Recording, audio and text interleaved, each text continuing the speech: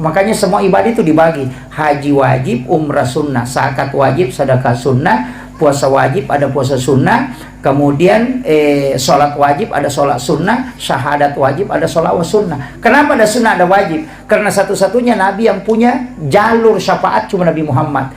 Jalur syafaatnya itu melalui sholat sunnah, ibadah sunnah. Makanya kalau haji tidak bisa lolos, ada umrahnya. Kalau puasa wajib tidak bisa lolos, ada puasa sunnah. Jalur wajib itu jalur rahmat, jalur sunnah itu jalur syafaat. Makanya yang disebut pahalanya itu sholat sunnah. Yang sholat fardu tidak disebut pahalanya, karena larinya ke rahmat. Rahmat itu tidak pakai nilai pahala, itu hak prerogatif Allah. Sedangkan syafaat itu disebut raka'atanil fajr khairum minad dunya wa ma fiha, kan di situ kuncinya.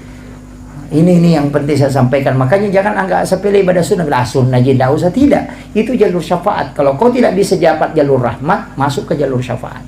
Karena Nabi punya otoritas. Nah, itu kuncinya.